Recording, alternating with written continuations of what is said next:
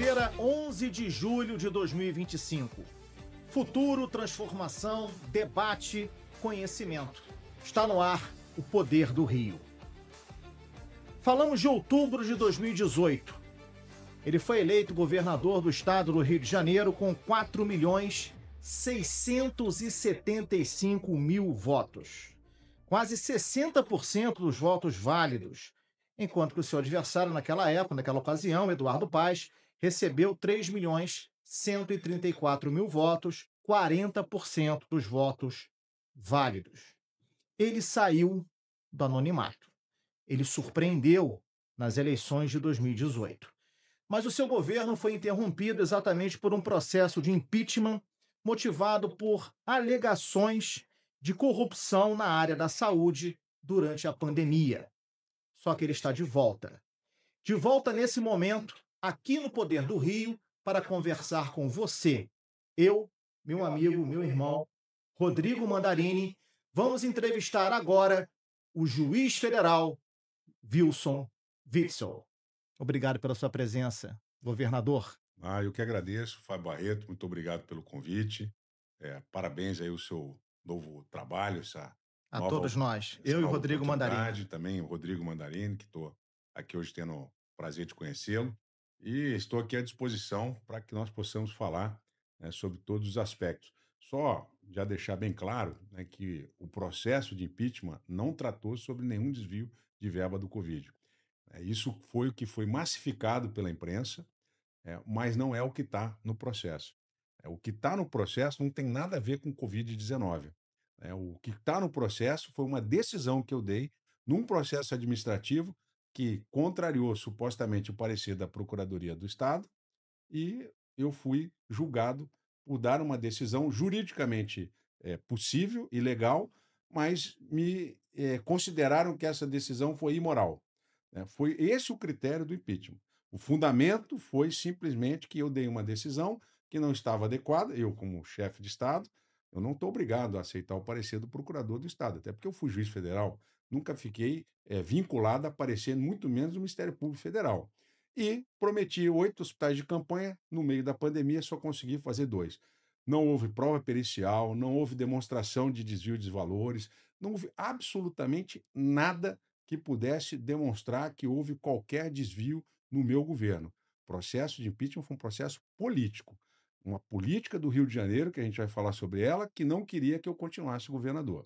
Na verdade, o senhor teve toda essa sua visibilidade, esse seu trabalho, né, depredado exatamente por essa questão dessas informações, dessas notícias que na época questionaram muito o senhor a respeito dessa, eu vou colocar assim dessa forma, dessa lesão que foi denunciada na área da saúde, o senhor foi responsabilizado por ela, e as notícias na época, e elas estão, digamos assim, disponíveis até hoje, dando conta que o senhor foi retirado do governo por causa dessas acusações na área da saúde. Mas eu tenho tido um trabalho enorme para desconstruir essa fake news. né. No processo de impeachment, não existe sequer prova pericial, e eu pedi. Se eu tivesse feito a prova pericial para mostrar que houve ou não desvio, o processo seria absolutório, porque não houve desvio. Mas foi indeferida a prova pericial. Então, fui cerceado do meu direito de defesa, um processo que não durou 90 dias, uma investigação, que depois resultou num processo de impedimento do meu governo, e eu fui retirado com 20 meses de governo. Nesses 20 meses de governo, se nós formos fazer uma retrospectiva do que foi feito, nós vamos entender por que eles não queriam que eu continuasse. O sistema do Rio de Janeiro estava preparado para outro governador, não eu. Eu fui o governador que veio da magistratura federal, juiz federal, vim com proposta de combate à corrupção e implementei. Fábio, você se lembra, ô Mandarim, que as licitações do Rio de Janeiro para as obras públicas foram aquelas que ficaram comprovadas e levaram à condenação de outro governador. Então, essa era a principal fonte de corrupção do Estado, eram as obras públicas. O que eu fiz nos primeiros 100 dias de governo? Implementei o sistema eletrônico de informação, que eu trouxe do Tribunal Regional Federal, da 4ª região e da 2ª região. Quando eu implanto o sistema eletrônico de informações, que dá transparência total às licitações públicas, das obras públicas, eu atinjo esse núcleo da corrupção das obras públicas do governo. E isso desmonta, provavelmente, toda eh, uma, um acordo que estava sendo feito para outro governador, que no meu não ia ter sentido continuar. E acabo com a vistoria do Detran, que era outra grande fonte de corrupção no Estado. Então, foram vários atos de moralização, de transparência do governo do Estado, dei autonomia à Controladoria Geral do Estado, coloquei um delegado da Polícia Federal para ser o controlador do Estado. Então, tudo isso assustou quem não queria estar nas luzes, queria viver nas trevas. E o que aconteceu foi que esse grupo, né, capitaneado na época por deputados que não queriam que eu fosse eleito governador, se organizaram para poder impedir a continuidade desse governo legítimo. Até hoje, Fábio, eu não tenho nenhum processo de improbidade contra mim, da Covid. O Ministério Público do Rio de Janeiro não apresentou nenhum processo contra mim e os processos penais que foram iniciados apenas com base em narrativas, todos eles foram anulados. Então, hoje eu estou pronto para ser candidato novamente em 2026, porque nós podemos ter perdido uma batalha, mas essa guerra nós não vamos acabar agora, não. Mas, do governador, até que ponto ser um outsider, ser uma pessoa que não tem o envolvimento nos meandros, né, políticos, não ter talvez uma base forte, até que ponto isso atrapalhou o senhor e não só o senhor? Até que ponto isso impede que o Fábio é o lado, né, educado da mesa, eu sou o lado povão. Até que ponto isso atrapalha com que nós, eleitores, possamos ter uma esperança, que eu acho que a sua eleição, se fosse ser medida em uma palavra, resumida em uma palavra, seria esperança. Era uma pessoa que a gente não conhecia, uma pessoa que o sistema não conhecia, não estava sujo pelo sistema, aparece naquele momento e a gente fala: vamos nessa, porque a gente sabe que não tem uma trajetória suja. Até que ponto é possível ser um outsider, não ter essa carga toda política e governar principalmente no estado, contrariando o nosso governador, que para mim é sim o teatro, o território, a capital, a parquinho de diversão da criminalidade e da corrupção. Olha aí, primeiro, hoje nós temos governo? Não temos. Antes de mim, tinha governo? Não tinha. Eu implantei um governo, um governador que tinha posição, que tinha diretrizes. E a Assembleia Legislativa, que já foi palco de tantas ações penais, prisões de deputados, né, governadores anteriores também foram presos, eu fui afastado, né? Os processos criminais contra mim foram feitos baseado em narrativas. E eu, como juiz criminal, colegas meus que olharam esse processo ficaram assustados de ver a coragem do Ministério Público. Não estou falando de toda a instituição, né? Foram pessoas pontuais ali que cederam à política. Então, houve movimento político criminoso para impedir a continuidade do meu governo. Veja, se nós pensarmos que não é possível, então é melhor, né, pegar o destino do aeroporto do Galeão, Mas nem todo mundo tem essa né? condição. Exatamente. E eu também não quero. Eu estou aqui lutando pelo Estado do Rio de Janeiro. Aqui fui juiz federal, aqui eu fui defensor público. Eu amo esse Estado, eu gosto da população. Os meus filhos têm amigos aqui, eu tenho amigos aqui, então eu não quero sair do Rio de Janeiro. Então, a solução que nós temos é que homens e mulheres de bem se unam para que a gente tenha essa resistência contra esse crime organizado que se instalou hoje no Poder Legislativo e no Poder Executivo. Então, é possível. Eu não posso dizer para você que isso vai ser um processo que vai terminar talvez em 4, em 8 anos. O que nós não podemos é ficar no nosso espaço de conforto. Jogar a toalha, né? O meu caso, eu era juiz federal, vitalício, agora poderia estar tranquilamente dando as minhas sentenças, indo para o meu gabinete, com um carro oficial, com motorista. No entanto, eu fiz uma opção de vida, né, por idealismo. Eu sou militar, sou oficial da Marinha, então eu me comprometi em morrer por esse país, se preciso for. Lá atrás, eu aprendi com o senador Mário Covas que eu deveria viver pelo país. E hoje, eu vivo pelo meu país, eu vivo pela minha família. Então, Mandarina, se a gente parar e falar assim, não tem jeito, então, realmente, é melhor pegar o Galeão nem para outro estado, né? Não, É pegar para outro país, né? Então, a nossa luta tem que continuar. E o que fizeram comigo foi uma retaliação. Tá claro que foi uma retaliação. Agora, eu sobrevivi, né? Sobrevivi, não desisti, vou ser candidato em 2026 e vão ter que se adequar a essa realidade. A LERJ está mudando. Tem um grupo de deputados novos que entraram, alguns deputados que nós já identificamos ali que são pessoas que vão continuar conosco. Eu já tenho conversado com alguns deputados, deputadas. Então, tem uma juventude que começa a identificar que não dá para continuar desse jeito. Uhum. Que você precisa ter um governador que tenha diretriz.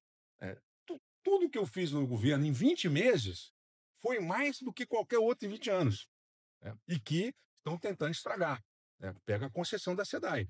A concessão da SEDAI era um projeto fundamental para que aquele dinheiro da SEDAI fosse utilizado para a criação do Banco de Desenvolvimento do Estado, para que a gente pudesse potencializar a E economia o do que foi Estado. feito com o dinheiro da SEDAI? Pois é, um processo criminal bem instruído vai dizer o que foi feito com o dinheiro da SEDAI. Na sua avaliação? Não, na minha avaliação, eu não consigo identificar, né, o que eles fizeram com esse dinheiro. Provavelmente, ele foi utilizado em grande parte nas despesas correntes, para pagar salário, etc. E não utilizaram, como era o projeto do meu governo, no Banco de Desenvolvimento do Estado, utilizar no desenvolvimento da produção de açúcar do norte do Estado. Eu cheguei aí em Campos e me reuni com os usineiros para que a gente pudesse fazer a irrigação do norte do Estado, que custa em torno de 100 milhões, para que nós pudéssemos comprar sementes e fazer a produção de soja. Nós temos 300 mil hectares a 500 mil hectares para produzir soja no estado do Rio de Janeiro, cuja produção por hectare é maior do que o Mato Grosso, pode dar 120 sacas por hectare. Então, esse dinheiro ele tinha que ser utilizado para esse tipo de coisa. Nós tínhamos que fazer a revisão da mobilidade urbana do Estado. Então, veja bem, Fábio, eles não fizeram nada disso. Eles gastaram dinheiro, gastaram na campanha, gastaram com obras, né? Voltamos a ter obras que estão hoje sendo consideradas superfaturadas. Eu tenho visto pelo Estado obras que não acabam. Então, nós voltamos a ter aquele mesmo procedimento. Esse é um grupo de deputados, não são todos. Eles estão ali assistindo, né, o que está acontecendo e, obviamente, que isso também não vai acabar bem, né? Governador, veja só, as pessoas estão cansadas de discussões, de disputas políticas, as pessoas querem solução. Lógico. Né? A criminalidade já tomou conta do Rio de Janeiro, temos outros problemas gravíssimos também em curso. Se você fizer uma retrospectiva do que vem das últimas décadas para cá, praticamente nada mudou. O estado do Rio de Janeiro continua só na promessa, só no palanque, só na panfletagem, só naquilo que vai mudar. E o senhor veio carregado de esperança. Eu lembro perfeitamente que nós conversávamos, até no SBT na época, foi comentarista lá com a Isabelle Benito, nós falávamos exatamente sobre essa questão do quanto poderia se transformar o estado do Rio de Janeiro. O senhor era uma pessoa incólume, uma pessoa completamente neutra, né? O senhor tinha trazia esse sentimento, né? E de repente, depois de 5 governadores presos, um estado do Rio de Janeiro completamente defasado Só me economicamente. tira dessa relação, Não, não, tá? sim, sim. Se governadores presos, eu não estou Sim, nessa relação, mas não. o senhor A veio. gente fala, inclusive, eu Não, vou falar não estou disso. nessa relação, Mas não. as pessoas falam, poxa, o Witzel veio depois de 5 presos, ele veio como exatamente esse âncora para tentar reconstruir o estado do Rio. Eu me lembro que o senhor falava, o senhor tinha 1%, lembra disso? O senhor tinha 1%. E 99% de fé. Exato, 99% de fé. Né? O senhor tinha 1%, e o senhor me dizia, eu vou ganhar. Toda vez que eu encontrava com o senhor na rua, Como em durante a 2026, campanha, nós vamos ganhar de novo. o senhor falava, eu vou ganhar, o senhor ganhou. Isso aí. E, de repente, isso ruiu para a cabeça das pessoas, para o olhar do cidadão fluminense, tudo isso se desconstruiu. E veio uma frustração, veio um sentimento de decepção, né? É lógico que eu não quero aqui trazer nenhum vitimismo a essa história, Lógico. mas o senhor foi traído, o senhor foi apunhalado pelas costas, as suas alianças dentro do Palácio Guanabara, elas se voltaram contra o senhor em algum momento. O que aconteceu nos bastidores do Palácio Guanabara? Como é que foram aqueles últimos dias dentro do governo? Seja Vamos falar. Claro. Ó, a solução existe. A solução é não votar nesses que estão ali. Por quê? Porque eles são mais do mesmo, né? Os candidatos que estão se apresentando hoje são os mesmos que vêm afundando o Rio de Janeiro. Em 20 meses de governo, eu coloquei investimentos de mais de 120 bilhões de reais que hoje nós despoluímos a Baía de Guanabara, né, com esses recursos que foram advindos da desconcessão da SEDAI, né? Então, nós colocamos empresas que têm competência e capacidade de fazer. Hoje, a Baía de Guanabara está despoluída. Praia do Flamengo, Praia de Botafogo está próprio para o banho. Então, a solução que nós temos é essas pessoas não continuarem governando o estado do Rio de O senhor ficou Janeiro. decepcionado com Cláudio Castro? Olha, a questão do governo, as pessoas têm que entender, e aí eu quero fazer um apelo a toda a população do estado do Rio de Janeiro para que não desista. Se nós desistirmos, nós não vamos mudar. Talvez nós não consigamos mudar para nós, mas nós temos que trabalhar para mudar para os nossos filhos, nós temos que trabalhar para mudar para a nossa velhice. Então é preciso, primeiro, não desistir, não ficar completamente alienado da política. Esse é o primeiro ponto. E, a partir disso, nós temos que construir as soluções para que o Rio de Janeiro possa enfrentar a criminalidade, e nós temos o caminho para enfrentar a criminalidade. Nós já estávamos fazendo isso em 2019, nós tivemos os melhores índices de combate ao crime organizado e, na minha gestão, eu era muito claro, bandido de fuzil, para mim, é terrorista, e a polícia vai trabalhar para neutralizar. Quem está de fuzil já sabe que se encontrar a polícia vai atirar para matar, porque ele está de fuzil, é uma arma de guerra. Ao momento que você aperta o gatilho de um fuzil, você dispara muitos projéteis ao mesmo tempo. Não é como um revólver, com uma pistola. É uma arma que tem uma potência muito grande. Mas Então, eu só acho que as suas ideias criou um desconforto dentro dos seus privou. pares. Não, qual pares você está falando? Meus pares Dentro- eram juízes. Eu só Sim, vou fazer eu essa digo o comparação. seguinte: o senhor montou um governo, o senhor É. montou um secretariado, o senhor montou uma equipe de trabalho, e o senhor mesmo não está dizendo aqui, mas está sinalizando que aqueles últimos dias foram muito complicados. Foram. O senhor o senhor se decepcionou. Bom, a grande verdade é que eu sabia que eu enfrentaria, né, A o falsidade. crime organizado. Quando você fala falsidade, traição, isso tem um nome no direito penal. Qual é? Chama-se organização criminosa. O governo do estado do Rio de Janeiro tem uma organização criminosa que se comunica com a milícia e com o tráfico de drogas. E que organização criminosa é essa? Se eu continuasse no meu governo, nós íamos chegar lá. Então, nós criamos o Departamento de Combate à Lavagem de Dinheiro. O Departamento de Combate à Lavagem de Dinheiro foi desmontado nesse governo atual, na Polícia Civil. O governador só está falando de pessoas infiltradas? Certamente. E o Fábio Barreto, vamos pegar a BIM paralela. A BIM paralela. O relatório da BIM paralela que foi divulgado recentemente. Sim. E saiu nos grandes jornais de grande circulação, nos meios de comunicação, que no gabinete do vice-governador foi contratada uma pessoa, essa pessoa chama-se Carlos Montarroio, que era um desafeto do presidente do meu partido à época. O crime organizado, sabendo que a ABIN estava produzindo informações para o presidente da República, plantou essa pessoa que passou informações para o delegado Ramagem, no sentido de que o PSC estava preparando a destruição do Bolsonaro, do Flávio Bolsonaro, e inclusive a prisão do Queiroz, para que o Queiroz fizesse a delação do Flávio Bolsonaro e do presidente Bolsonaro.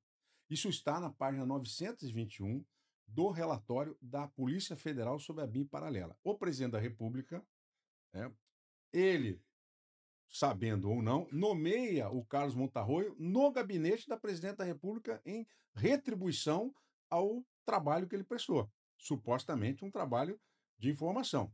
Lamentavelmente, o delegado Ramagem, com toda a sua experiência, não se muniu minimamente de provas que demonstrassem que aquilo era real, que aquilo realmente existia, que nunca existiu.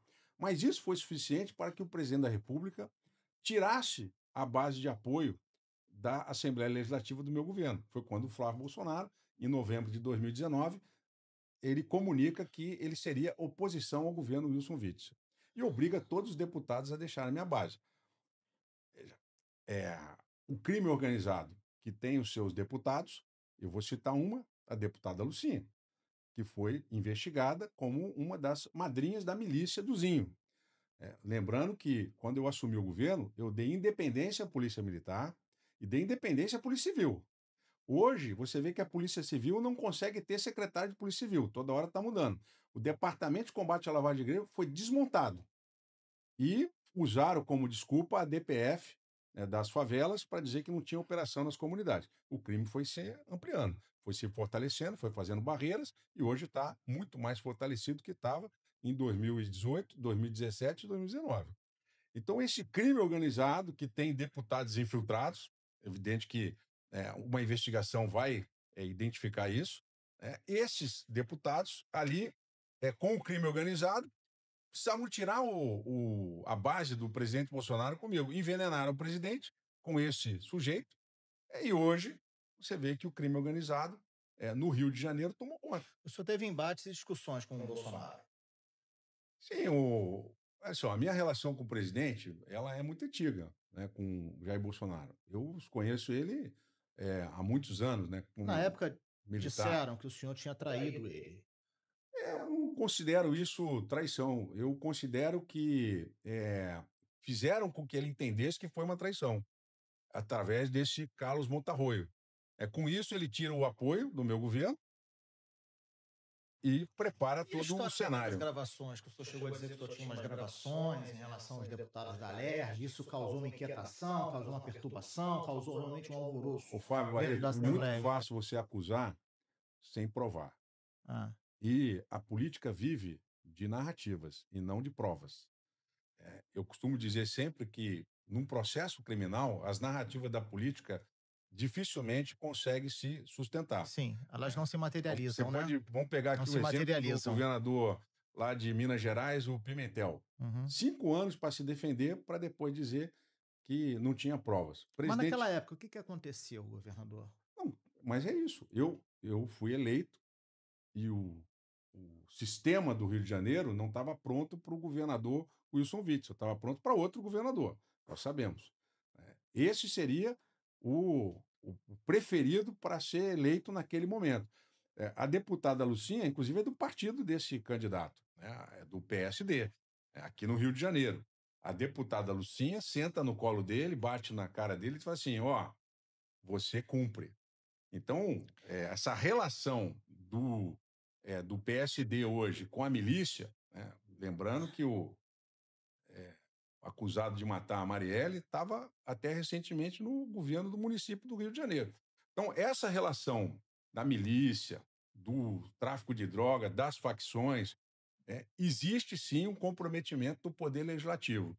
E qualquer governador que entre, que enfrente isso, né, com contundência, comece a combater a lavagem de dinheiro, ele vai ter dificuldade. Agora, nós tivemos um primeiro momento em que eu enfrentei o crime organizado sem saber quem era quem. Hoje eu sei quem é quem. O crime Hoje estava... é mais... Desculpa. Hoje é mais fácil, então, porque, vamos lá, falando para o eleitor que acreditou, volto a falar da palavra esperança, falando no eleitor que acreditou no senhor, deu voto de confiança para que o senhor assumisse o governo do Estado sem o conhecer, simplesmente porque não fazia parte daqueles queridos, os mais queridos.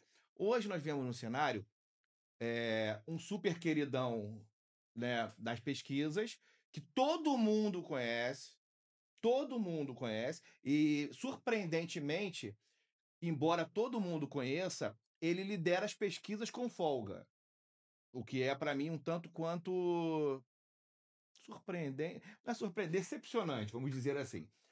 Nós temos aí um segundo nome, que ninguém conhece, mas que o sistema político, o esquema ali, coloca como a única pessoa capaz de tirar o super querido líder das pesquisas, ok?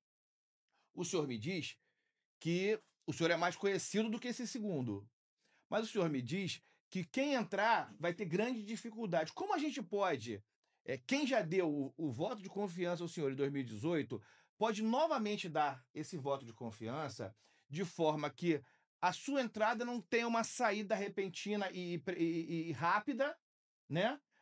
Novamente, e principalmente que com a sua saída, que o sistema tire o senhor novamente, que a população acabe tendo um governador que não foi eleito, que a gente também não conhecia, e que está fazendo um governo, e aí é uma opinião minha, do Rodrigo Mandarim, não é do Poder do Rio, não é do Fábio, que está fazendo um governo, ao meu ver, na pasta que mais interessa o carioca hoje, o fluminense hoje, que é a segurança pública, uma gestão vergonhosa. Espero que ele venha aqui, o governador Cláudio Castro, que ele venha aqui. Mas como a gente esperar que o senhor não seja alijado, seja retirado, e a população tenha que aturar um governador que está fazendo, como o senhor disse, como eu confirmo, uma gestão em segurança pública tenebrosa, medíocre? Bom, é fundamental que a gente saiba que isso é um processo. O Rio de Janeiro, há décadas, vem sendo aparelhado pelo crime organizado. Nós não podemos imaginar, Mandarim, que nós vamos conseguir depurar esse governo, limpar o estado do Rio de Janeiro com facilidade. Mas, como eu disse, nós não podemos perder a esperança nem desistir. Eu sou pré-candidato a governador, muitos já chegaram para mim, vai para Brasília, vai ser deputado federal. Eu não consigo ser candidato a deputado federal, embora eu tenha o maior carinho pelo Congresso Nacional, tendo que voltar para o Rio de Janeiro e ver a situação que nós vamos continuar vivenciando aqui. Porque não vai haver mudança se continuar da forma que está. Em 2019, nós iniciamos um processo. Nós deixamos um legado, Mandé. Pode parecer que não, mas nós deixamos. Primeiro, nós deixamos o Sistema Eletrônico de Informação, que é um combate à corrupção, transparência. Deixamos a Controladoria Geral do Estado. E nós demos a independência à Polícia Civil e à Polícia Militar, que hoje estão se adaptando a essa realidade, estão aperfeiçoando os seus militares, estão aperfeiçoando os seus policiais. E nós criamos também, André, 3 varas de combate ao crime organizado. São 5. Foram instaladas 3 pelo Tribunal de Justiça. Santa Catarina, recentemente, criou lá o juiz sem rosto. Nós criamos, de certa forma, também as varas que podem ter rodízio dos juízes. Então, nós preservamos a identidade dos juízes exatamente para que essas varas são especializadas no combate ao crime organizado. Eu inaugurei a primeira. Então, veja como eu deixei um legado e como eu incomodei o crime organizado. Isso assusta mais a gente, governador. Porque mostra que a possibilidade de o senhor bater e voltar é muito grande. Sim, mas nós temos 2 opções. Eu estou falando como um eleitor, uma pessoa que votou no senhor, que está, como a maioria dos eleitores desse estado, estão sem esperança. Então a gente queria que tivesse um governador que se saísse desse esquema que está aí. E eu, volto a dizer, eu dei o meu voto de confiança ao senhor. Não gostei de um monte de coisa que o senhor fez em relação a questões pessoais. Eu acho que depois a gente vai conversar sobre isso. Mas foi um governador que fez, que incomodou, e a gente sentia isso. A sensação de segurança no seu governo é incomparável. Eu moro a 3 quilômetros da Cidade de Deus. Eu moro num bairro em Jacarepaguá, é um bairro, um pedaço valorizado, mas eu moro a 3 quilômetros da Cidade de Deus. Era totalmente diferente. Eu falo isso para todo mundo. Até a quantidade de tiros que a gente ouvia durante o seu governo era completamente diferente do que a gente ouve hoje. Então, para minha pauta, que é muito importante, eu tenho 2 filhos, que é a segurança pública, para mim, dos últimos... que eu tenho 48 anos. Dos últimos 30 anos que eu acompanho a pauta, o melhor governador que nós tivemos no Rio na pauta de segurança pública foi o Wilson Witzel, sem dúvida alguma. Eu gostaria muito que isso fosse prolongado, que fosse um governo de 4 e de 8 anos. Mas como a gente vai acreditar, e principalmente como a gente vai apoiar o senhor, sabendo que o senhor tem uma postura completamente diferente desse sistema e que o sistema é tão forte, escolhendo os deputados. O que a gente faz? Dá uma ajuda. Me ajuda a te ajudar. Bom, primeiro quero agradecer o seu reconhecimento. De fato, 2019, até o início da pandemia, foi um momento de esperança da população, mas, como eu te disse, hoje eu já sei quem são. Hoje eu já conheço com mais profundidade. Veja bem, eu era juiz federal, eu trabalhava com a Polícia Federal, eu trabalhava com o Ministério Público Federal, não esse que fez essas lambanças comigo, lá em Brasília, mas o Ministério Público que eu conheço. Então, hoje, eu tenho mais proximidade com o Ministério Público do Estado do Rio de Janeiro, inclusive tenho conversado com 2 procuradores de justiça aposentados, recém-aposentados, que vão comandar uma força-tarefa de combate ao crime organizado, junto do GAECO e junto dessa nova estrutura que eu vou montar de combate à lavagem de dinheiro. Veja, a gente tem que se preparar para a guerra. Então, nós vamos entrar nessa guerra novamente, nós vamos montar uma estrutura que não vai ser atingida de qualquer forma pelo sistema.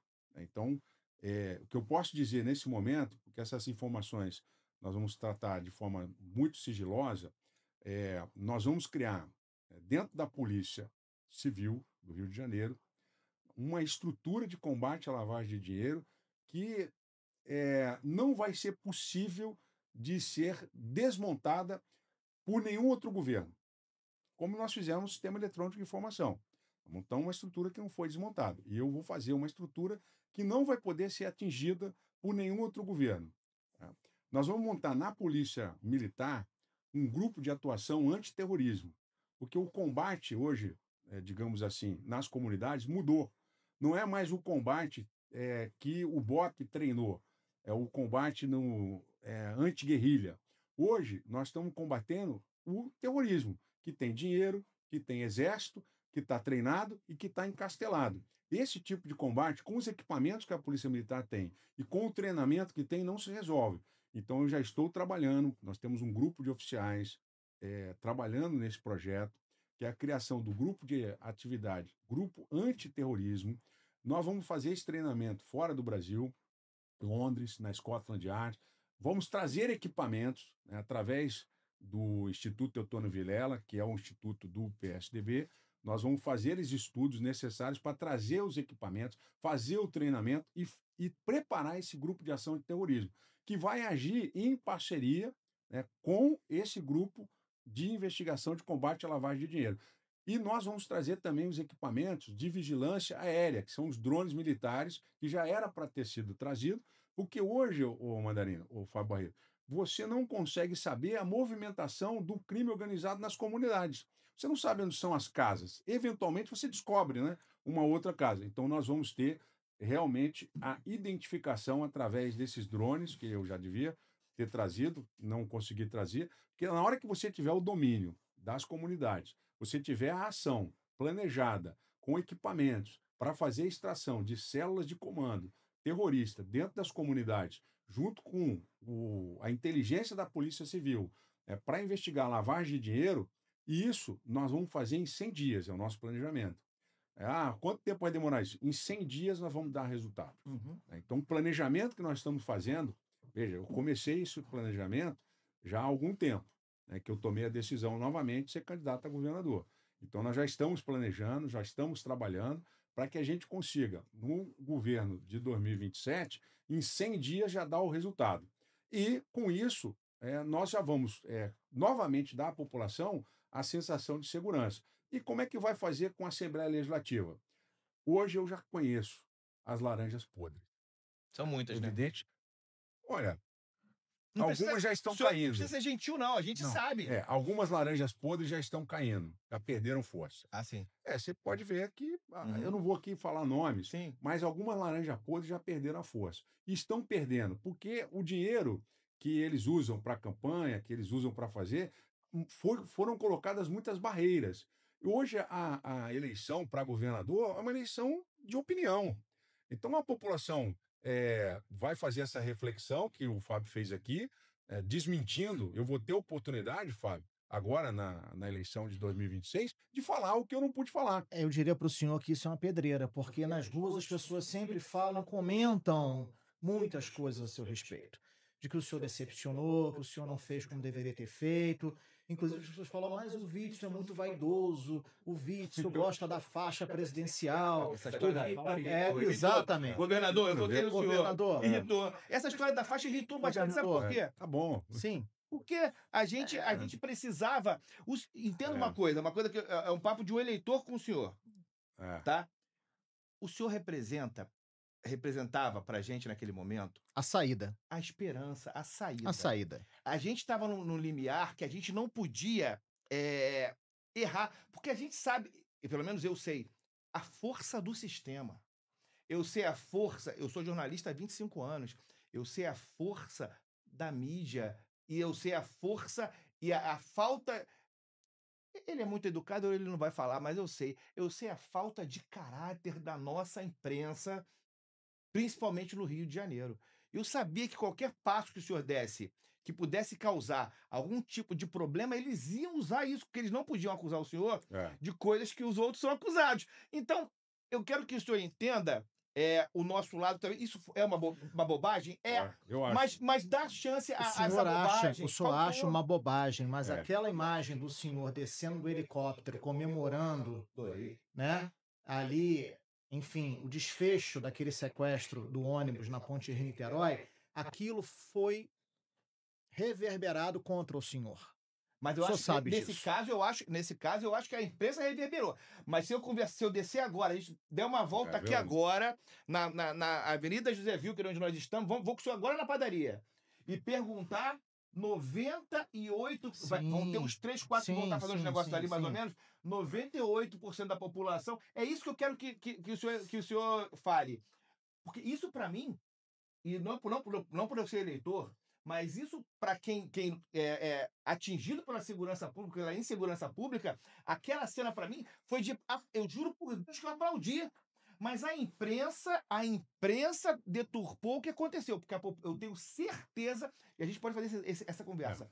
A população apoiou essa sua decisão. Como aquela situação do helicóptero também, aonde o senhor estava no helicóptero da Core. Certo. Enfim, só para que as pessoas possam entender, né?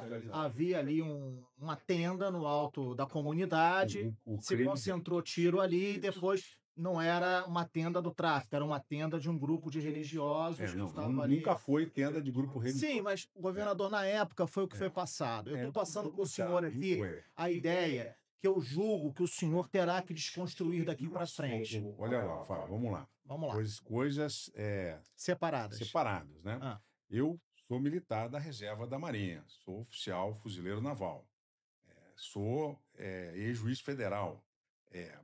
Para mim, usar uma faixa de governador é simbolismo de que eu estou me doando ao Estado do Rio de Janeiro. É uma forma de representatividade. Todos os governadores têm, todos os presidentes têm, e aqui no Rio de Janeiro não tinha. Então, assim como também não tinha uma escola militar no Rio de Janeiro, nós começamos a implantar escolas militares.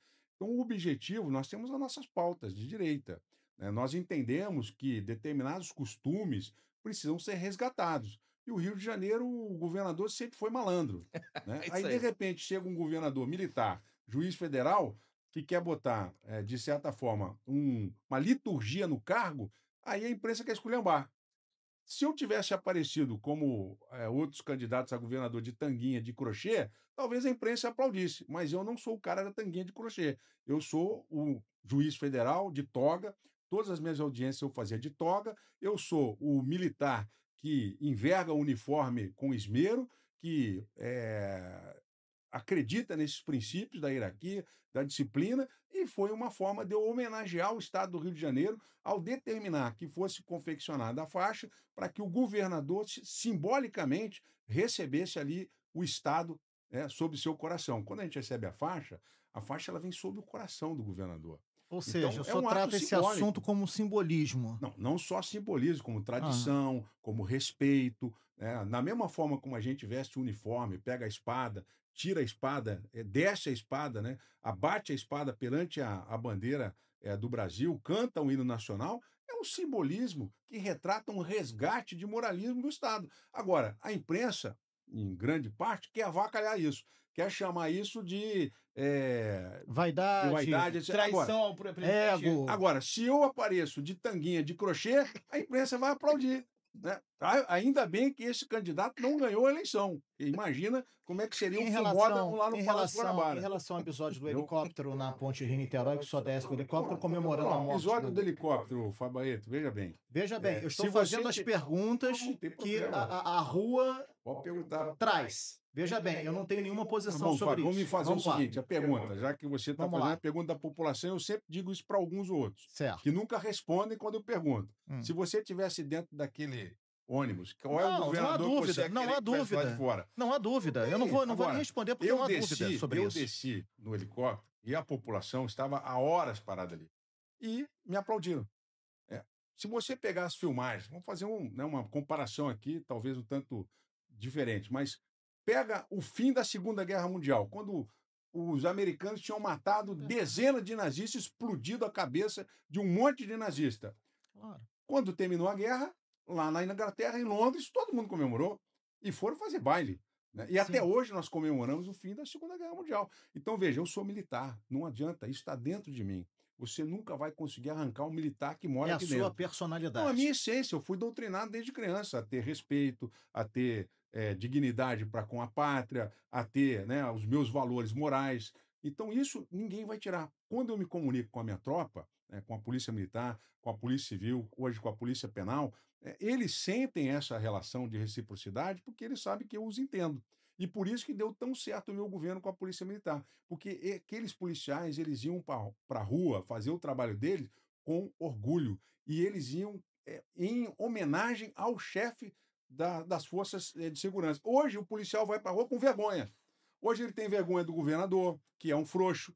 Ele tem vergonha dessa Assembleia Legislativa que tirou direito dos policiais militares, tirou direito dos policiais penais, tirou direito dos policiais civis. Estão desmoralizando a Polícia Por Civil. que o atual governador Cláudio Castro é um frouxo? Porque, primeiro, que ele nunca foi militar. Começa por aí. Só o fato de nunca ter sido militar já demonstra que ele não conhece a relação das forças de segurança.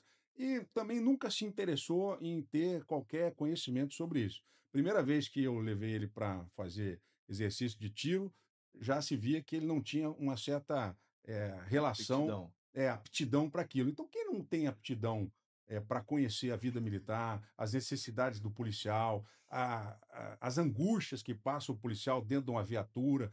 Então, tudo isso deixa o sujeito, ele não sabe Governador, a governar. escolha do Castro foi sua ou foi do partido na época que ele entrou na sua chapa? Foi uma escolha ali naquele momento, que não será agora, né? Eu sou pré-candidato a governador. A escolha do meu time, que vai vir de deputado federal, de deputado estadual, né? O meu time que vai estar comigo, né? Técnico que vem para 2026, é um time. Aí sim, agora nós estamos fazendo escolhas. Uhum. Aquele momento foi um momento que a gente precisava romper com o sistema, a gente precisava romper aquela barreira do sistema, a gente precisava enfrentar aquele momento e ninguém queria ser meu vice. Que tinha pouca chance de ganhar. Ninguém queria ser meu vice. Né?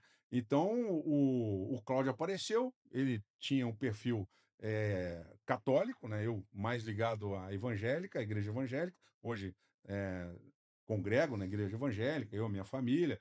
Então, o Cláudio foi escolhido naquele momento assim, olha, vem aqui pelo partido, pelo PC, vamos fazer uma chapa puro sangue e vamos enfrentar A essas sua eleições. relação com ele nos bastidores do palácio, como é que é? Minha relação com ele sempre foi mostrando para ele que o objetivo era prepará-lo, né, para um futuro. Não sei se futuramente ele seria candidato a governador, não era a minha intenção, era preparar várias pessoas. Então, eu tinha vários jovens que estavam comigo, eu considero ele que estava nesse grupo, onde eu iria, né, usando o meu conhecimento, usando vamos dizer assim, a experiência que eu tinha como juiz federal, né, como cientista político, né, eu sou cientista político, Uhum. sou doutor em ciência política pela UF, e tentar apresentar para essas pessoas uma perspectiva de sucessão no governo, ou algum deputado.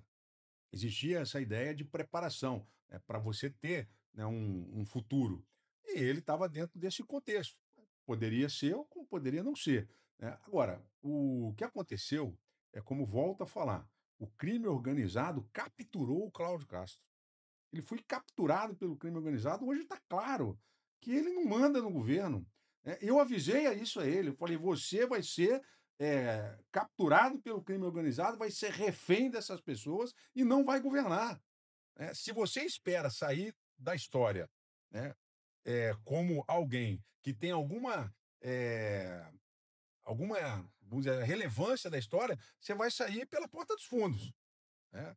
Porque a minha história não acabou, a minha história só começou, porque eu não faço acordo com bandido, eu não faço acordo com deputado que quer fazer ato de corrupção. E não adianta, nós já sabemos quem são as Foi laranjas isso que podres. tirou o senhor do governo? É evidente, as laranjas podres, né, os deputados, que não são todos, aqueles que não querem que o sistema acabe, querem continuar vivendo, né, com alguns que não eram nada, hoje moram em cobertura, alguns que não tinham dinheiro nem para pagar o almoço do dia seguinte, né, hoje estão fazendo viagens aí pela Inglaterra, deixando de se filmar bêbado pelas ruas de Nas suas Londres. relações internas, o que o senhor É. faria de diferente hoje, nas suas relações internas? Sim. Começa que nós vamos ter um trabalho de inteligência para saber todas as pessoas que forem nomeadas no governo passarão por um crivo de inteligência profundo, para que a gente saiba exatamente as origens, as relações. Nenhuma pessoa próxima ao núcleo do governo vai ser nomeada. Isso é um trabalho de O senhor inteligência. foi traído Eu por cheguei. pessoas, o senhor foi traído por pessoas que frequentavam o Palácio Guanabara? O Fábio, eu não sei se dá para dizer qual o nome que a gente pode dar a isso. O Cláudio, ele foi capturado por esse sistema. Tanto que ele está aí, né, com vários processos ainda, em via de ser cassado no TSE pelo escândalo do CPES. Então, ele foi capturado por esse sistema. Um sistema que hoje qualquer governador vai ter dificuldade de enfrentar esse sistema. Agora, é preciso ter inteligência, é preciso ter capacidade para que você consiga, ao entorno de si, montar estrutura para combater esse sistema. E eu cheguei a montar o GSI, que é o Grupo de Segurança Institucional, para exatamente fazer essa varredura, né, das pessoas que estavam nomeadas no entorno do governo. Mas veja, o GSI continua hoje funcionando. É um setor de inteligência governamental para dar segurança ao governante das pessoas que estão ali nomeadas. Então, isso tudo ainda está ali sendo aperfeiçoado. Na medida em que nós retomemos ao governo do Estado, nós vamos dar continuidade a isso. Agora, essas pessoas foram capturadas. Foram pessoas que foram, de certa forma, dependentes do crime organizado. Se a deputada Lucinha, ela depende da milícia. Então, ela não pode fazer campanha se não for através da milícia. Isso o próprio prefeito atual disse exatamente isso. Então, essas pessoas elas estão capturadas por esse sistema. Eu não me deixei ser capturado, porque eu não dependo da política para viver. Eu não me deixei ser capturado. Governador, eu volto a dizer, eu tive um governador que a imprensa deturpou, a imprensa, na verdade, criou a narrativa que a expressão vou mirar na cabecinha, vou dar um tiro na cabecinha, ela foi tratada como terrorismo, praticamente. Um governador muito malvado. Em compensação, nós tivemos há pouco tempo uma declaração também muito firme: o Rio de Janeiro não é quintal do crime. Acontece que nessa declaração, nesse momento dessa declaração, foi dada na Rocinha. O senhor falou aí de drones. Drones observaram 400, se eu não me engano, bandidos lá do Ceará, que estavam dentro da Rocinha, construíram 2 clubes lá dentro, eles escapando pela mata de forma gostosinha, mas sem aconteceu nada, não foi. Como a gente pode, voltando ao nosso desespero da pauta de segurança pública, a gente pode entender que no seu governo declarações firmes seriam dadas, mas ações não seriam tomadas? Escaparia, o drone olhou lá, os meninos saindo ali. Eles iam sair assim, esse tapa na cara que a gente levou? Não. Algumas mudanças, veja bem, falei, são 100 dias. Nós estamos fazendo muitos estudos para até mudar a estrutura de especialização da Polícia Militar. Hoje nós precisamos de uma polícia ambiental e de fronteiras. Nós não temos. Uma polícia ambiental que é para multar. Nós vamos criar uma polícia militar, ambiental e de fronteiras. inclusive com especialização também na Academia de Formação dos Oficiais, que voltará a ser 4 anos. Aliás, nunca foi 4 anos, eram 3 anos, ela vai voltar a ser 4 anos. Nós vamos formar o jovem, né, na academia militar, para que ele possa não vir já de faculdade de direito com conceitos deturpados, principalmente de hierarquia e disciplina. Porque a faculdade de direito, ela tem um princípio que diz que não há hierarquia entre juízes, advogados e promotores. Então, o advogado ele vem com esse tipo de visão, que não tem hierarquia. Quando você coloca um advogado na Polícia Militar, aspirante, segundo-tenente, que ele tem que responder para o primeiro, que tem que responder para o capitão, que tem que responder para o major, esse sujeito ele já vem deturpado. Então, esse ponto de trabalho, nós já estamos mudando. A Academia de Polícia Militar do Rio de Janeiro vai voltar a ser uma formação de 4 anos, que nunca foi, mas vai ser de 4 anos, como é em São Paulo, na Academia do Barro Branco. E nós vamos especializar praças e oficiais em áreas estratégicas de combate ao nosso Estado. Polícia Ambiental de Fronteiras, uma Polícia Militar Aérea, né? Hoje nós vamos precisar de mais equipamentos aéreos, não estou falando só de helicóptero, estou falando de drone, que tem que ter piloto, nós estamos falando de tecnologia de combate ao terrorismo, então você vai ter uma Polícia Militar Aérea, você vai ter uma Polícia Militar de Engenharia Eletrônica e você vai ter uma Polícia Militar Marítima, que hoje nós não temos nenhuma polícia Governador, fazendo sabe o que marítima. acontece? O que acontece? Eu vou lhe trazer uma experiência vivida recentemente. Eu e Mandarino conversamos aqui com Alan Lopes, deputado estadual pelo PL, sobre esse assunto. Eu estive recentemente trabalhando pelo SBT em Fortaleza, na TV Jangadeiro, e muito me surpreendeu a força das facções criminosas, inclusive uma delas do Rio de Janeiro, não só na capital Fortaleza, como também no interior do estado do Ceará. E o Ceará, geograficamente, é a menor distância entre os continentes, o que facilita também o comércio, né, de drogas, a entrada e saída de drogas pelo mar, né? Exato. O que você tem ali exposto, e pelo que eu pude observar, que o problema das organizações criminosas, elas vão muito além da favelização, elas vão muito além Sim. daquela imagem daquele menino com um fuzil nas mãos, de bermuda e O chinelo. que nós já falamos aqui. Exatamente. Vai muito além. A sensação que nós temos é que esse crime organizado hoje ele está de terno e gravata. Também. Ele está completamente longe do nosso olhar.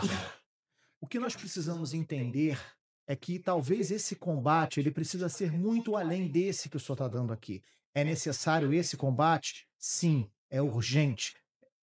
Desespero, como você muito bem colocou. Porém, entretanto, todavia, temos problemas muito maiores que, se não forem combatidos, vamos só enxugar o gelo, vamos só, como se diz na gíria também, aquela história, limpar o carvão, né?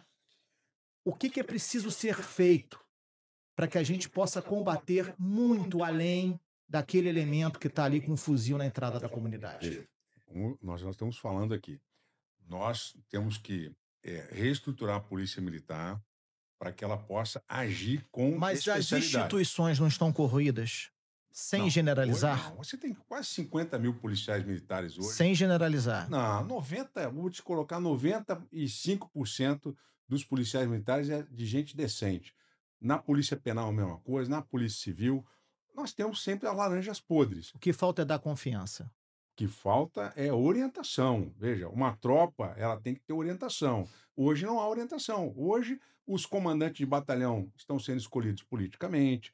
Então é preciso dar a cadeia de comando, é preciso dar a orientação da ação. É quase como uma escolha técnica, não é isso? Exatamente. Hoje, por exemplo, você pega o 14º Batalhão, está fazendo uma operação de combate a roubo de carga. O 14º Batalhão ele tem que prender alguém que esteja em flagrante delito. Se você quer investigar, a Polícia Civil é que tem que fazer, só que a Polícia Civil está desmontada, né? Então, o que nós vamos fazer? Nós vamos reestruturar a combate à lavagem de dinheiro na Polícia Civil, nós vamos especializar a Polícia Militar, nós vamos criar as estruturas de combate a essas novas modalidades de terrorismo que nós estamos vivenciando, que é através do Grupo de Ação Antiterrorismo. Então, nós temos a preparação vamos dizer, tática para enfrentar esse tipo de situação. Agora, o nosso plano de governo, ele não se limita à questão da segurança pública especificamente. Nós temos a ação social, né, que é importante. Então, o que que nós vamos fazer? Nós vamos criar uma secretaria de capelania. Essa secretaria de capelania vai agir no sistema carcerário. Hoje, o preso entra no sistema penitenciário, ele está vinculado a uma facção. Nós vamos acabar com isso. O preso vai entrar no sistema penitenciário vinculado a um capelão, que é como se fosse o fiscal da condicional que existe nos Estados Unidos. Então, aquele capelão ele vai acompanhar a vida do interno, a liberdade provisória dele e vai acompanhar a família. Então, nós vamos dar estrutura para que a gente possa acolher essa pessoa para que ele não vá para a reincidência. Então, esse é um trabalho no sistema penitenciário. Hoje, você tem a UPP que está falida, né? Nós temos, por incrível que pareça, ainda 10 mil policiais nas UPPs. Então, a nossa visão é que esses policiais têm que ser reintegrados aos batalhões, porque nós precisamos recompletar os batalhões em áreas estratégicas como nós estamos trabalhando. O que acontece com a UPP? Ela foi um projeto falido, que só espalhou a criminalidade pelo Estado. Então, nós vamos, no lugar das UPPs, é preciso criar o Centro Integrado Comunidade-Cidade, que é o que nós já estávamos fazendo e íamos fazer na Rocinha. O Comunidade Cidade leva políticas públicas para a comunidade. Então, nós vamos substituir aquele mercado de drogas, né, que os soldadinhos que estão ali trabalhando, eles vão ter uma oportunidade de trabalhar no Comunidade Cidade. Então, são bolsas, são cursos de formação, cuidar da saúde das pessoas, que hoje, né, o remédio é comprado pelo dono da facção. Então, você vai colocar o Estado ali, através do Comunidade Cidade, para fazer frente a essas ações sociais que estão sendo feitas pelo crime organizado. Então, é um conjunto de ações, veja, que nós vamos fazer na Polícia Militar, especializando a Polícia Militar, dando estrutura, musculatura para a Polícia Militar, com novos equipamentos, drones militares, treinamento. Vamos retomar um trabalho de inteligência com a Polícia Civil na área de combate à lavagem de dinheiro, doa a quem doer, e eu já sei quem são as laranjas podres. Esses vão ser imediatamente atingidos. Eu vou já estar imediatamente com o Procurador-Geral de Justiça do Estado, que é o atual procurador, que é um excelente nome, né, que hoje já veio com esse discurso de combate às facções e que nós não podemos mais deixar os territórios dominados por facções. Então, é um representante do Ministério Público que está afinado com esse Na tipo sua de cabeça, a proposta. guerra não está perdida. Não, em hipótese alguma, jamais. Veja, veja bem, eu sou um idealista, né? Para mim, não tem guerra perdida. Para mim, enquanto eu estiver respirando, a minha guerra vai estar Agora, sobre os em seus andamento. adversários nas eleições próximas, né? Eu sou um pré-candidato, candidato virtual. Eu queria que o senhor nos falasse aqui sobre as suas considerações a respeito de Rodrigo Bacelar. É, Você veja bem, esse rapaz, né, ele foi um dos articuladores do processo contra mim. Ele é um advogado. Ele foi um dos articuladores do processo contra mim. O objetivo desse rapaz é o poder. Nós já estamos vendo, né, que ele gosta de mostrar que manda. Alguém que nunca teve poder, quando tem, a pessoa não sabe usar. Eu sempre tive poder. Eu fui militar, oficial da Marinha, fui preparado para comandar, para liderar. Eu fui juiz federal, fui presidente do Tribunal de Recursos dos Juizados Especiais com 33 juízes.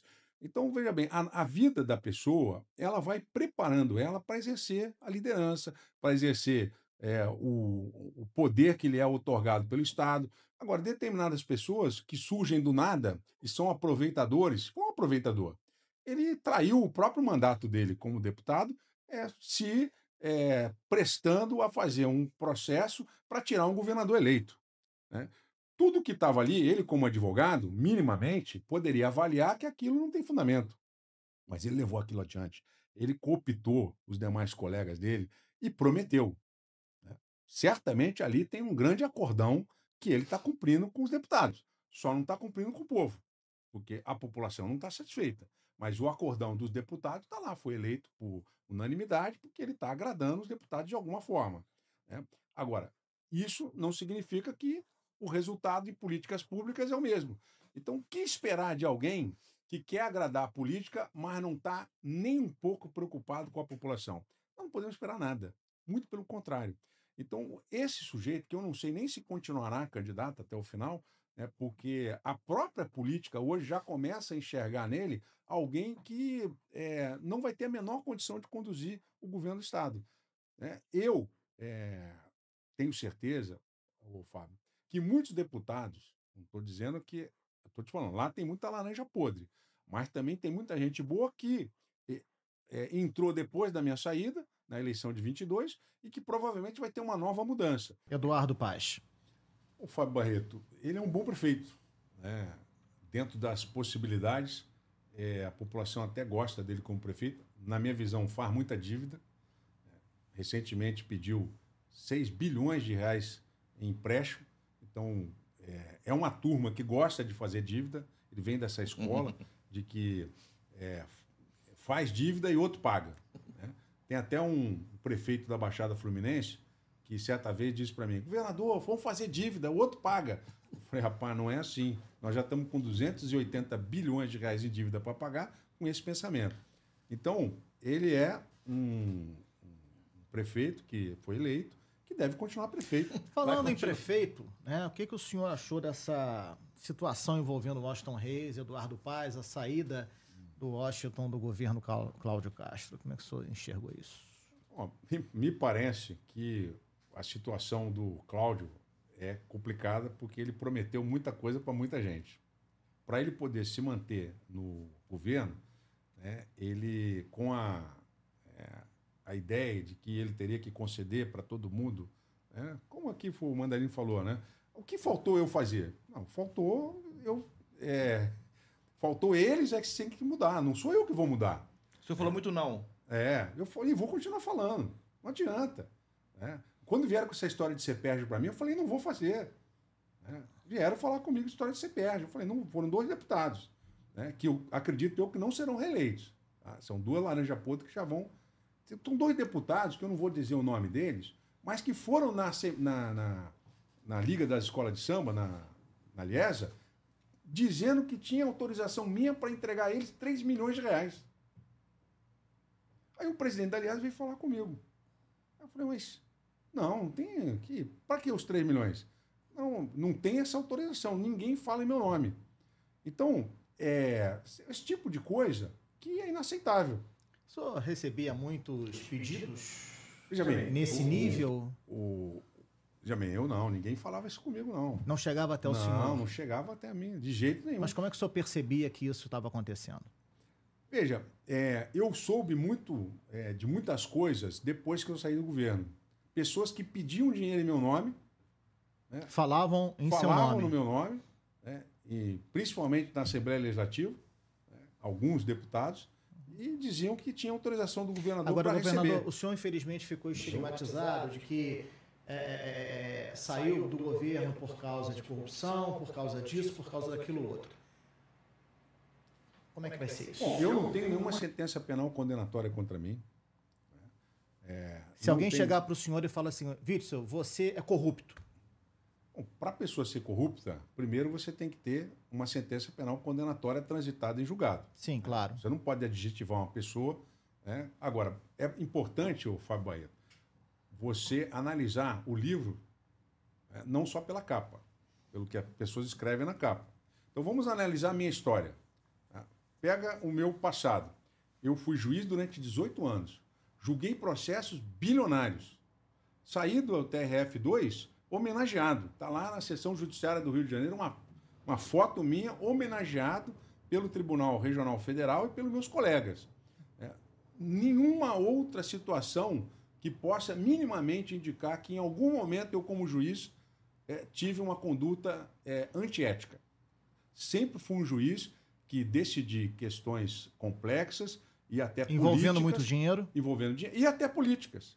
Uma vez eu recebi uma ação popular para impedir o ex-governador Moreira Franco de ser ministro do presidente Temer. Eu não fiz alarde aquilo, não coloquei na imprensa, simplesmente indeferi. Naquele momento eu entendi, e entendo até hoje, que, salvo o Supremo Tribunal Federal, que é um tribunal constitucional com viés político, é da natureza dos tribunais constitucionais, isso está na minha tese do doutorado. Os juízes de primeira instância e de segunda instância, que é a ordinária, não podem rever atos administrativos de conteúdo discricionário, como a nomeação de ministros, de secretários, a não ser que haja uma ilegalidade. Né?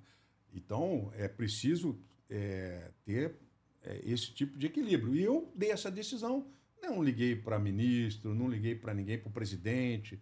Comentei com o presidente Temer, depois de eleito O governador. senhor nunca foi um articulador?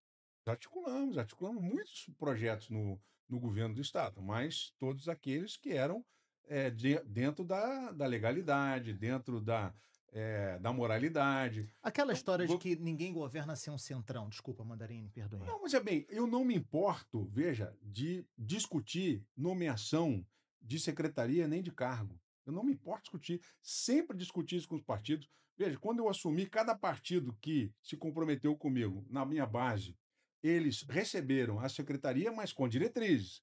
Não dei a Secretaria de Ciência e Tecnologia para o Léo Rodrigues, e, ó, Léo, você faz o que você quiser com a secretaria. Não, nós tínhamos um projeto para a UERJ, tanto que a UERJ foi mantido, o duodécimo da UERJ, na integralidade.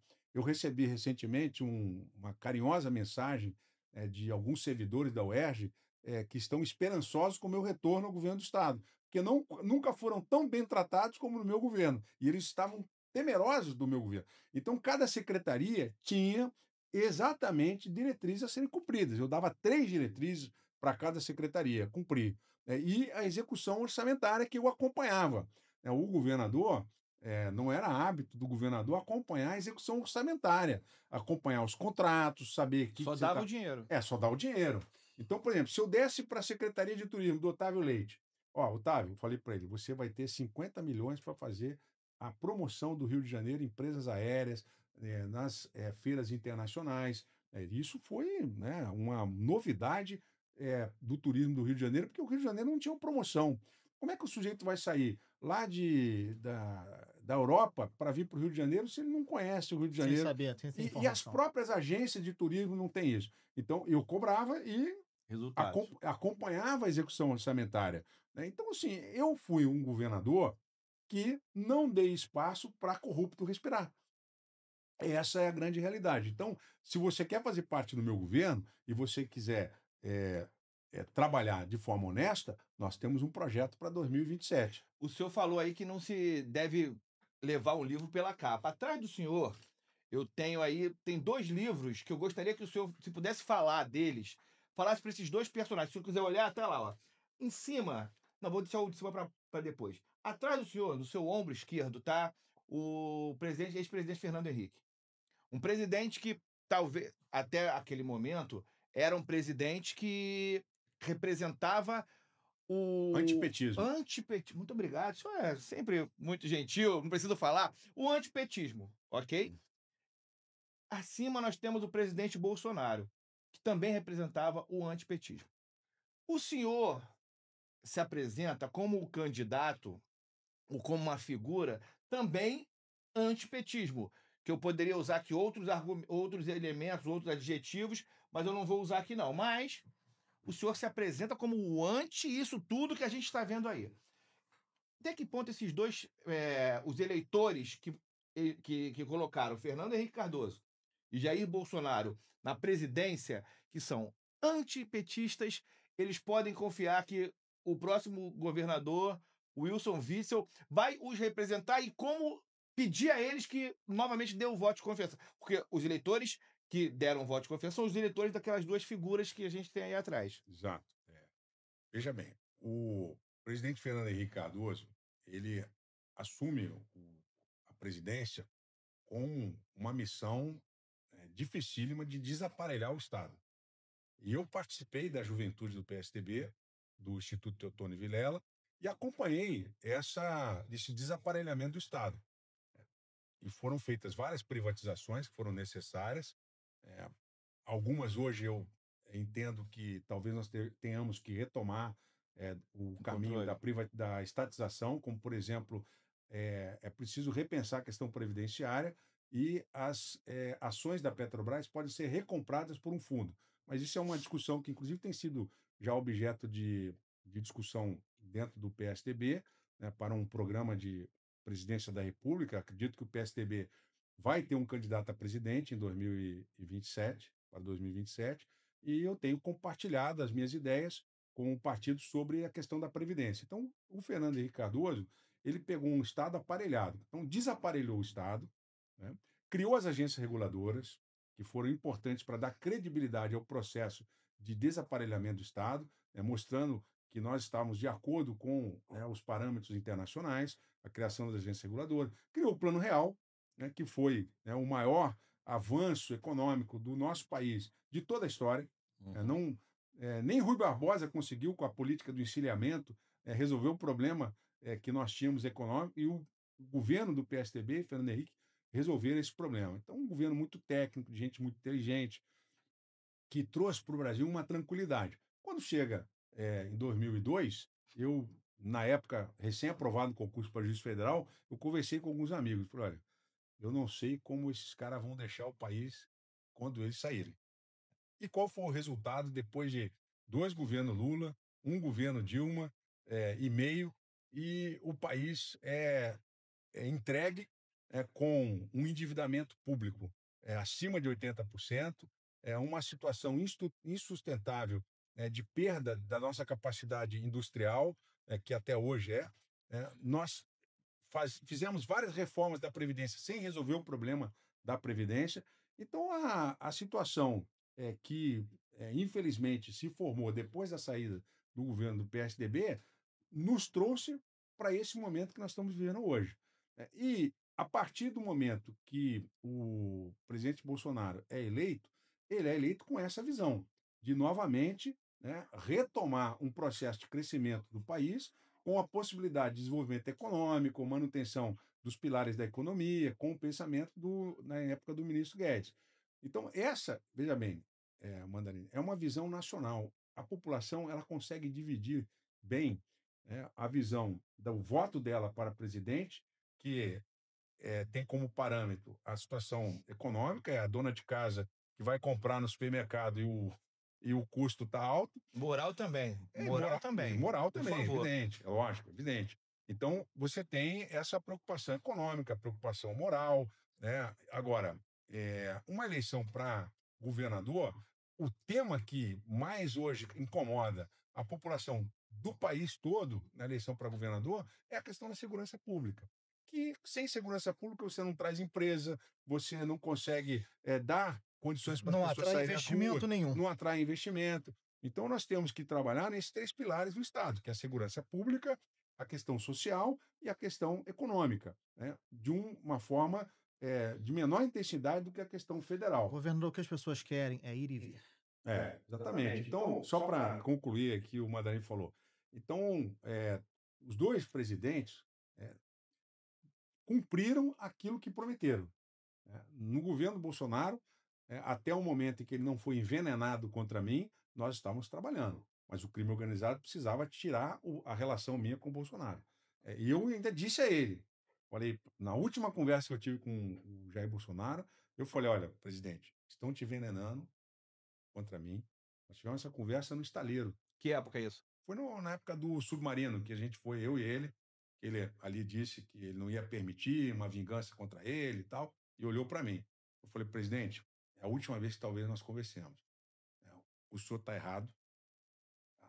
E olha que nós fomos amigos. Nós conhecemos as nossas famílias.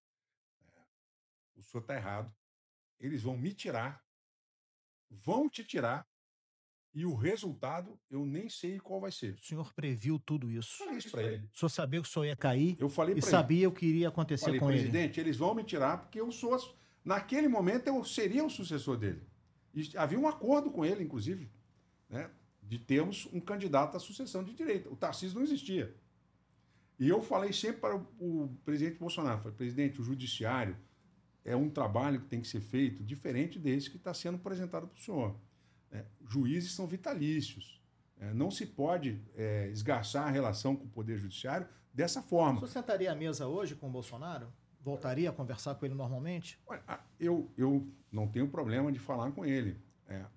Mas eu entendo que ele chegou num ponto, né, numa situação em que ficou muito difícil para ele se livrar desse processo que colocaram contra ele do golpe de 8 de janeiro.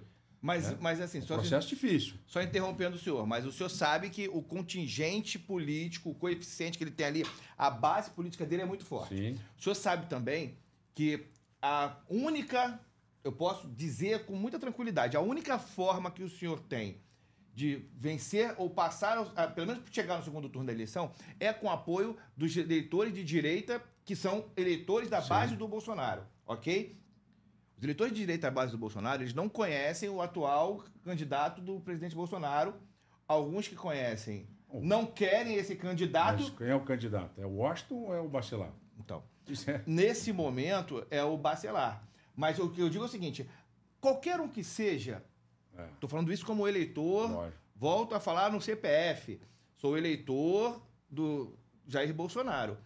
Qualquer que seja a opção, o Washington Reis ou Bacelar, nesse momento, não seriam as minhas opções como eleitor, pessoa física, ok? O senhor já foi minha opção em 2018. O senhor pode vir a ser uma opção entre esses três, pode vir a ser essa opção. Então, a minha pergunta é, quem quer que o presidente preso, solto, inelegível ou elegível, quem quer que ele aponte como um candidato dele, vai levar muita gente. Sem dúvida. E isso não é coisa de gado, não. É confiança. Vai levar muita gente. Então, para a base dos eleitores do presidente Bolsonaro, vai haver alguma conversa? O senhor falou aí que muita gente envenenou. É possível essa conversa para que os eleitores do presidente Bolsonaro possam ver no senhor uma forma de um governo, como foi o governo do presidente Bolsonaro lá, se aqui no Rio de Janeiro? O senhor é a esperança da direita contra o que a gente está vendo aí, contra o escárnio que nós estamos vendo no nosso país nesse momento? E olha a palavra esperança novamente no seu caminho. Sim. Bom, Mandarini, eu, como disse, no meu último encontro com o presidente, eu avisei a ele o que ia acontecer. Nós temos visões diferentes. Ele foi deputado, eu fui juiz federal. Então, nós poderíamos ter nos ajudado mais. Infelizmente, ele foi envenenado por pessoas próximas a ele, que eu acredito até que já se arrependeram do que fizeram, como, por exemplo, o caso do delegado Ramagem. Ele poderia ter apurado melhor a informação e não ter ajudado a derrubar um governo de direita no Rio de Janeiro. Então, é preciso ser feita essa reflexão por parte do próprio presidente Bolsonaro. Eu avisei a ele, falei, olha, o Tarcísio não existia em 2019, 2020. Eu era governador eleito do Rio de Janeiro para ser reeleito e possivelmente candidato a presidente em 2026, na sucessão dele agora. Não teria essa dúvida, vou para a reeleição em São Paulo, não vou? Não, eu sou candidato a presidente, acabou. Então, nós tínhamos um projeto. Evidente que a esquerda, evidente que o crime organizado tinha interesse em derrubar, primeiro, o sucessor, e depois vamos derrubar o criador, vamos dizer assim. A criatura e o criador. Tira a criatura, tira o criador, para ele não criar mais ninguém. E hoje a gente vê a situação que está se formando, onde há uma dificuldade de encontrar um sucessor, porque houve realmente uma desarticulação em relação aos governadores que tinham um pulso forte no combate ao crime organizado e alinhado com essas ideias econômicas que nós estávamos trabalhando, não só na época do PSDB, como também na época do ministro Guedes, que eu também implantei aqui no Rio de Janeiro, com a desestatização da SEDAI, que era uma empresa vergonhosa. Então, acredito veja, que o caminho que nós vamos ter que seguir aqui no Rio de Janeiro é um caminho de libertação. Não adianta querer achar, não sei qual vai ser a posição dele, qual vai ser o acordo político, como ele fez em São Paulo, apoiou lá o Ricardo Nunes por uma questão política e venceu lá o Ricardo Nunes. Aqui no Rio, não sei qual vai ser a opinião dele. Eu só quero te dizer o seguinte, eu estou à disposição do povo do estado do Rio de Janeiro e eu acredito que vou ser a melhor opção para o Rio de Janeiro em 2026. Governador. Agora, a nível nacional, quem eu vou apoiar para presidente, eu acho importante dizer o seguinte, que o Rio de Janeiro tem uma dívida de 280 bilhões. Eu não consegui resolver esse problema com o Bolsonaro. O regime de recuperação fiscal é ruim para o Rio de Janeiro. Esse outro programa Propag também é ruim para o Rio de Janeiro, porque essa dívida não é nossa. Essa dívida de 280 bilhões não é uma dívida do Estado do Rio de Janeiro. Essa dívida é do governo federal, porque com a unificação do Estado, da Guanabara e do Rio de Janeiro... Já vem desse tempo aí? Lógico, só você pegar os números. Com a unificação, à época, o ministro Simons, que era ministro do Ernesto Geisel, vamos levar desenvolvimento industrial para o Rio de Janeiro. Sabe o que aconteceu com o PIB do Rio de Janeiro, que é o Produto Interno Bruto? Nós temos, o PIB de São Paulo sempre foi o dobro do PIB do Rio de Janeiro. Se você pegar da década de 50, já tem uma caída, da década de 70 em diante, nós hoje somos 1/3 do PIB de São Paulo. As indústrias que nós tínhamos, nós perdemos. Então é preciso que... eu já estava preparando uma ação dessa no Supremo, onde nós tenhamos uma arbitragem em relação a essa medida compensatória pela falta de responsabilidade de governos anteriores de terem tirado a capital da República daqui, sem um planejamento, depois feito uma unificação sem o planejamento, porque foi um objetivo político. Eu já escrevi sobre isso, inclusive. O objetivo era minimizar a influência do MDB e ampliar o poder da Arena no estado do Rio de Janeiro para poder satisfazer o governo federal. Então, o que acontece com isso? Nós só perdemos economicamente. Então, um presidente que vai assumir em 2027 precisa ter esse compromisso com o Rio de Janeiro. Então, eu pretendo exigir esse compromisso do candidato da direita com o Rio de Janeiro. Seja ele o Caiado, seja ele o Tarcísio, seja ele o Zema, com quem, inclusive, eu já conversei. Eu sou candidato, sou pré-candidato a governador do Rio de Janeiro e espero que definitivamente nós tenhamos um candidato a presidente da direita que olhe para o Rio de Janeiro e que tenha capacidade de entender que com essa dívida o Rio de Janeiro não vai sobreviver. Nós temos que acabar com essa dívida. Meios para fazer a redução desse impacto nós estamos planejando economicamente. O time do Instituto Teotônio Vilela do PSDB é um bom time ainda. Então nós estamos preparando um plano econômico para poder reerguer o PIB do Rio de Janeiro em curto, médio e longo prazo e fazer frente a esse problema que nós temos.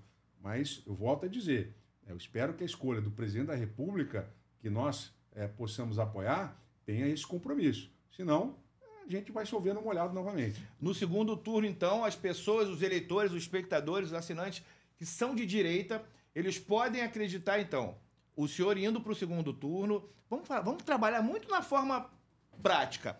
Eduardo Paes está no segundo turno. Se não acontecer nada. O Eduardo Paes está no segundo turno. Eduardo Paes, no Rio de Janeiro, é Lula. No segundo turno, nós vamos ter uma opção a Eduardo Paes e a Lula. Caso o senhor seja esse nome, o senhor vai estar no palanque disposto a fazer uma união de todos os grandes líderes de direita, porque a esquerda é muito unida.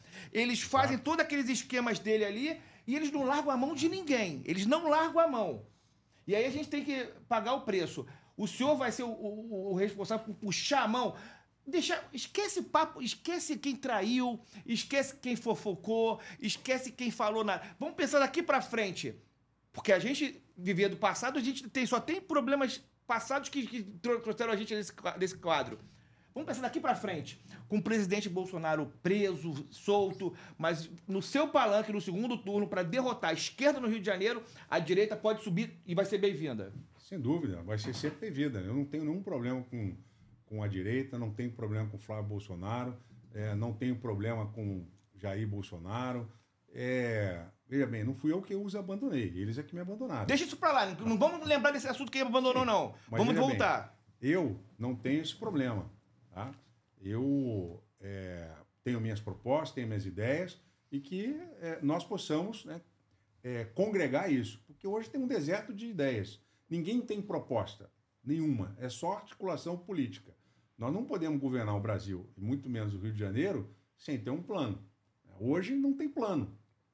Nada do que eu fiz, tudo que eu fiz em 2019, 2020, não teve nada novo. Né? O Segurança Presente é um programa que eu arrumei e que deu continuidade, um programa que deu certo. Nenhum outro programa foi criado, porque não se governa. Não interessa, né? Não se governa. Não se fez mais absolutamente nada, só gastou dinheiro. Então, o que nós precisamos é estar realmente unidos. Eu concordo, sempre falei isso. volto a falar para você. Na minha última conversa com o presidente, eu avisei a ele tudo que ia acontecer. Ele não acreditou. Eu falei, eles vão me tirar e depois o senhor vai ser também tirado do governo. E quem avisa o quê? Quem avisa, amigo é. Então, estou aí à disposição, não tenho problema nenhum em conversar com nenhuma das alas da direita. E agora, eu tenho propostas, eu tenho um programa. Eu digo sempre o seguinte, eu estou aberto a dialogar. Eu só não dialogo com quem está de fuzil na mão, quem faz parte de facção, e muito menos com corrupto. E as laranjas podres, eu já sei quem são. Esses estão na minha mira. Nós temos um quadro aqui no programa onde o entrevistado ele deixa uma pergunta para o próximo convidado, ele faz uma pergunta para o próximo político, para a próxima pessoa que estará aqui conosco, sentado à mesa. No nosso programa de estreia, tivemos aqui a presença do deputado estadual pelo PL, Alan Lopes, e ele fez uma pergunta para o senhor, tratando exatamente aquele assunto que nós anteriormente falamos aqui logo na abertura também do nosso programa de hoje, que é o segundo episódio do Poder do Rio. A pergunta de Alan Lopes, deputado estadual pelo PL. Governador Witzel, por que é que o senhor jogou na lata do lixo a sua maior oportunidade de vida? Antes do senhor responder a essa pergunta feita pelo Alan, eu quero falar sobre Damasceno Camiseiro, o melhor camiseiro do Brasil. Não é só do Rio de Janeiro não, hein? O Damasceno tem cortes exclusivos, cortes internacionais, ele tem modelagens que são absolutamente exclusivas para que você, homem de sucesso, para que você, homem que tem um poder no Rio de Janeiro, possa se vestir bem, se apresentar muito bem. Se você quer saber exatamente, quer conhecer o trabalho de Damasceno Camiseiro, ligue para 99 156 2252. Damasceno Camiseiro, 99 156 2252. A melhor camisaria do Rio de Janeiro. Tem nome, tem sobrenome, tem qualidade, tem exclusividade. Tem exatamente uma camisa pronta para que você possa fazer sucesso ainda mais. Bom, governador Wilson Witzel, por que o senhor jogou na lata do lixo a sua maior oportunidade de vida? Pergunta do deputado estadual Alan Lopes. Acho que é importante lembrar o deputado Alan Lopes que, quando eu assumi o governo do Estado, ele estava preparado para um outro governador. Eu iniciei o meu governo tirando o Rio de Janeiro do lixo que ele estava naquele momento. Uma coisa é você avaliar todo o processo que ocorreu comigo e todos os legados que nós deixamos no Estado. Eu fui impedido de ser reeleito no Rio de Janeiro. E depois da minha saída, o Rio de Janeiro voltou para a lata do lixo. Então, meu conselho ao deputado é que ele tire um pouquinho o nariz do latão de lixo que ele se encontra hoje para olhar que o trabalho que nós estávamos fazendo era limpar toda a porcaria, todo o lixo do Rio de Janeiro, e lá na Assembleia Legislativa tem muita podridão, e o deputado vai poder comparar 2019, 2020 com o momento que nós estamos vivendo hoje. Escândalo de corrupção comprovado. Contra mim foi tudo anulado. Basta o deputado começar a olhar os processos contra mim, foram todos anulados. O processo do CEPERJ, que envolve muita gente aí na Assembleia Legislativa, foi o maior escândalo da história do Rio de Janeiro. Está lá para ser julgado no Tribunal Superior Eleitoral. E os juízes do TRE do Rio de Janeiro disseram que criminalmente é um processo substancial de desvio de dinheiro público em que o servidor sacou na boca do caixa. Deputado, se isso não é lixo da história, eu não sei qual é o seu conceito do que é porcaria e podridão. Então, presta atenção, o senhor é uma pessoa nova, presta atenção na lata de lixo que o senhor hoje está chafurdando. Bom, governador, as pessoas vão se perguntar durante essas eleições: por que eu devo votar novamente em Witzel? Depois de tudo que aconteceu, o impeachment, a sua saída pela porta dos fundos do Palácio Guanabara, Enfim, o senhor disse na época, inclusive, que o Estado iria sangrar sem o senhor, eu lembro perfeitamente dessa sua frase. O senhor sai pela porta dos fundos quando era a nossa grande esperança de mudar todo aquele passado dos 5 governadores presos, etc. e tal, tudo aquilo que nós vivemos anteriormente. A pergunta é: por que que as pessoas devem votar no senhor nas próximas eleições, já que o senhor agora não é mais a novidade? Todos já o conhecem. Por que que as pessoas devem votar no senhor? Ficou claro que o sistema se voltou contra mim exatamente porque ele estava esperando um outro governador que iria fazer aquilo que sempre foi feito no estado do Rio de Janeiro. Obras superfaturadas, desvio de dinheiro da saúde e, em relação a mim, construiu-se narrativas. Eu fui impedido de ser reeleito governador e fui impedido de continuar o meu mandato. Considero que a população vai ter a opção de decidir em 2026 dentre os candidatos que vão estar apresentando suas propostas. Eu tenho a minha história de vida, nunca respondi nenhum tipo de processo, como juiz federal, como defensor público, oficial da Marinha. A minha vida sempre foi pautada na ética, na disciplina, na minha família, com meus filhos, minha esposa. Então, são 35 anos de uma vida ilibada. Eu tive problema com o crime organizado. Esses é que não me aceitaram. Nunca tive problema no meu tribunal, nunca tive problema nas universidades por onde passei. Então, a população tem que fazer essa avaliação. Quem são os políticos que estão aí hoje? São os que me tiraram. O Estado, depois da minha saída, melhorou? Não. A meu ver, o Estado hoje está muito pior do que estava em 2019, 2020. E nós não vamos conseguir avançar se nós não insistirmos no combate ao crime organizado, combate às facções. E hoje nós precisamos ter pessoas capacitadas para fazer isso. O eleitor vai tomar a sua decisão. Isso aí, Rodrigo Mandarini. Estamos nessa. Então, agradecer ao governador.